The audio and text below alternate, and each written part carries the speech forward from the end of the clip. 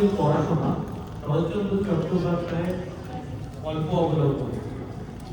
দুটি নাটকের কুশীলব বৃন্দ, পিসিমার ভূমিকায় সুবর্ণা, ইন্দ্রনাথ পুরী, মেঘদা তথা সতীশের ভূমিকায় সাগর, যতীনের ভূমিকায় সায়নী, পিসেমশাইয়ের ভূমিকায় অর্পিতা, রামকমলের ভূমিকায় সায়ন্তিকা, কিশোরী সিং দেবশ্রী, সৌরদা এবং শ্রীনাথ গৌর দুটি ভূমিকায় সুস্মিত এবং আমি শ্রীকান্ত সুরদীপ।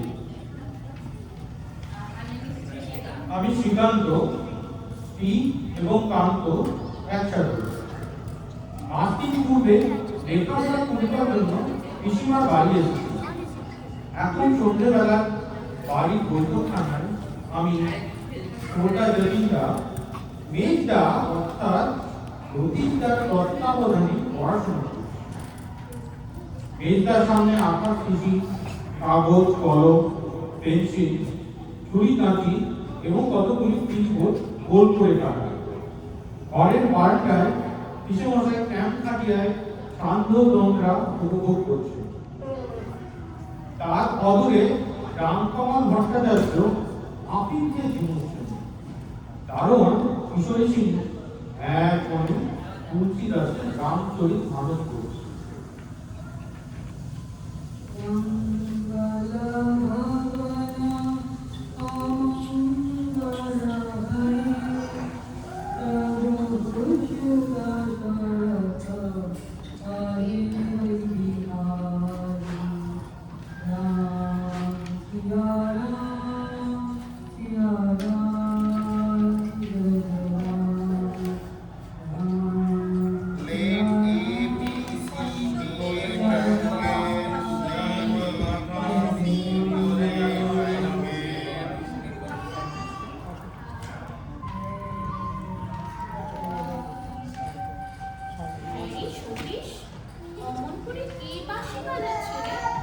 কে আবার?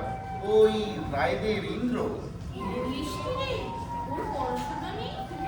পড়াশোনা ও অনেককাল শেষ করে দিয়েছে।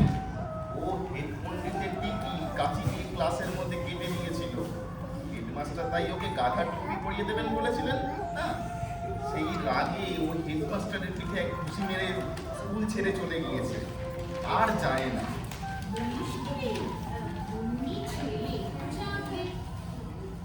এখন ওর কাজ হয়েছে ওই বাঁশি বাজানো আর নৌকাতে নদীতে নৌকা বাবা। মনে হচ্ছে যেন গোসাই বাগানের ভেতর দিয়ে বাঁশি বাজিয়ে এদিকেই আসছে। তা ওর মা কি বারণ করে না? গোসাই বাগানের মধ্যে যে কত লোক সাপের কামড়ে মরলো তার আর ঠিক নেই। তাতে ওর কি মা, যার প্রাণের মায়া নেই, ভয় নেই, সে কেন শুধু শুধু বড় রাস্তা দিয়ে ঘুরে আসতে যাবে? ওর শিগগিরই আশা নিয়ে দরকার। সে পথে নদী নালাই থাক আর সাপ হোক, তার ভালো কি থাক। ট্রাই বল মেঘদা, ইন্দ্র কিন্তু খুব সাহস। যদি না থাকলে স্কুলের মাঠে বিপক্ষ দল আমাকে ছাতা পেটা করে মেরেই ফেলেছিল। আর নেই নেই, বিরক্তের আর বড়াই করে কাজ নেই, যা করছিস তাই কর। পিসিমা চলে গেলেন, আমরা সকলে পড়া শুরু করলাম। এর মধ্যে যতীনদা একটা টিকিট নিয়ে দাঁড়ালো। কি কিসের? নাক ছাড়া 8:30 থেকে 8:34 পর্যন্ত মনে থাকে যেন। যতীনদা তো চলে গেল, সে বাইরে গেলে আবার সবাই পড়া শুরু করলো। তার মাঝে ছোটদা একটা টিকিট নিয়ে উঠে দাঁড়ালো। মেজদা, একটা টিকিট। কিসের? থুতু ফেলা। না। মেজদা পুনরায় পড়া শুরু করলো। যতীনদা ফিরে এলো। আমি চেষ্টাবার একটা টিকিট দেখালাম। ও অমনি তো চেষ্টা পেল। সত্যি বলছি মেজদা, তো চেষ্টা পেয়েছি। দাঁড়া দেখি কালকের খাতাটা। একদিনে তুই কিরকম জল খাচ্ছিস দেখে তবে ছুটি দেব। মেজদা খাতা দেখিল, যতীন চোরদা পড়িতেছে। এমন সময় অবিকল বাঘের আকারে শব্দে আমার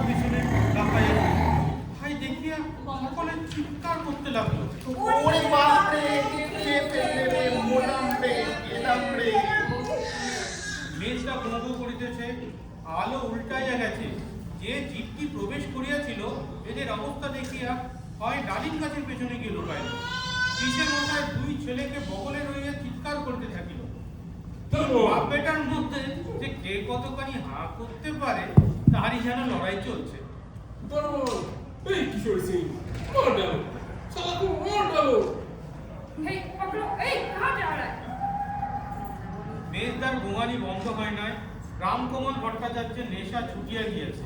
তিনি ভয়ে সদর পার হইতেছিলেন। কিশোরী সিং প্রভ্রমে রামকমলকে ঠেকাইতে আরম্ভ করিল।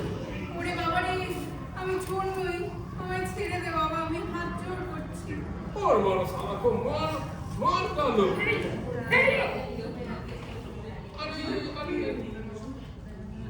আরে তোরা করছিস কি? ছাড় ছাড়, এই যে ভট্টাচার্য মশাই, জোয়ান কেউ বাতাস কর। কিশোরী সিং, তুমি চোখে কিছু দেখতে নেই পাতা?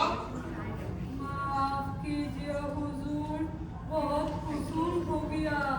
আর কুসুর কিলাইকে একেবারে কাঁঠাল পাকায় দিয়া গা মতো চূর্ণ বিচূর্ণ হয়ে গিয়া বাবা।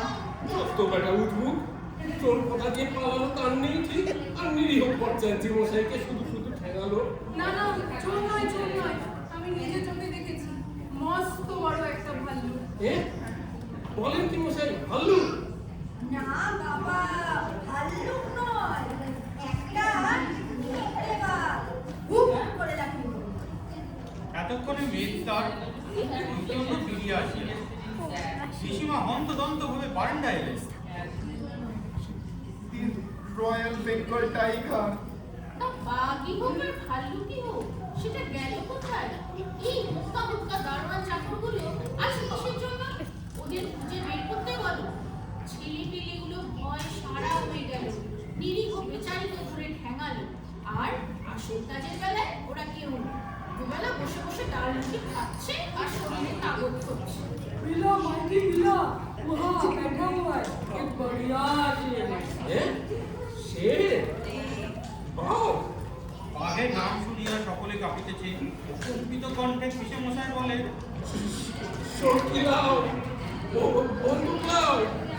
তাও তো বটে, কানেটা কি? কি হলো? ওরে বাঘ, বাঘ দুটো পালিয়ে আয়। বাঘ? এখানে বাঘ এলো কি করে? এ কি জানি বাবা। Royal Bengal tiger. कि वहाँ बैठा हुआ है। দেখি কিরকম বাঘ। ওরে যাস না ইন্দ্র, যাস নে, কি ডাকাত ছেলে রে বাবা। আরে বাঘকে ভয় করে না? আমরা এতগুলো লোক রয়েছি, বলি বাঘের তো প্রাণের ভয় আছে, দেখতে থাকলে। কিন্তু এ তো বাঘ বলে বোধ হচ্ছে না। না বাবু মশাই, আমি বালু নই, ভাল্লুক নই, আমি শিলাকুন্তি। এই দেখুন দুই ধাবা জোড়া করে বসে আছি। বহুত আচ্ছা। আচ্ছা, সাজ শেষ হলো? হারামজাদা, তুমি ভয় দেখাবার জায়গা পাও না। শালাকে কান পকড় কে লাও। এই ও, ইধর আ, ইধর আ। কেন আর বেচারিকে?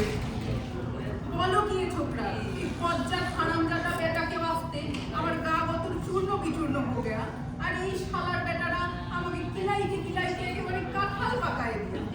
মাফ করুন ঠাকুর মশাই, আমি বুঝতে পারিনি যে ছেলেরা আর আপনারা এমন ভয় পাবেন। কালই তো এই বাড়িতে নারদ সেজে গান গিয়ে গিয়েছি, তাই ভাবলাম আমার এই সাজ দেখে চিনে নেবেন। চিনে নেবে? কি করে চিনে নেবে? চেনবার কি উপায় রেখেছিস?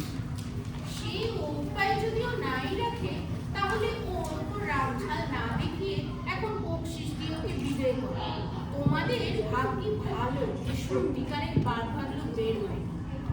ঠিক বলেছ। কি রে শ্রীকান্ত, তুই বুঝি এই বাড়িতে থাকিস?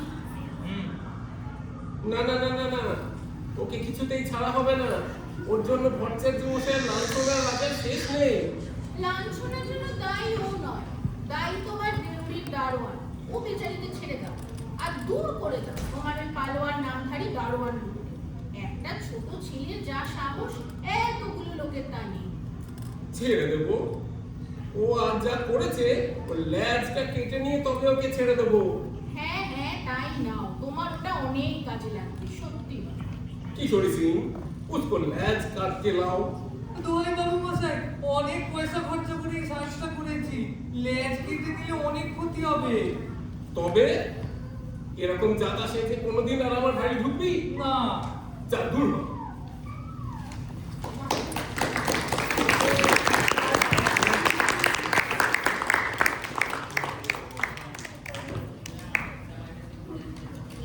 সবাইকে ধন্যবাদ জানিয়ে আমাদের কালচারাল প্রোগ্রাম এখানেই শেষ করছি।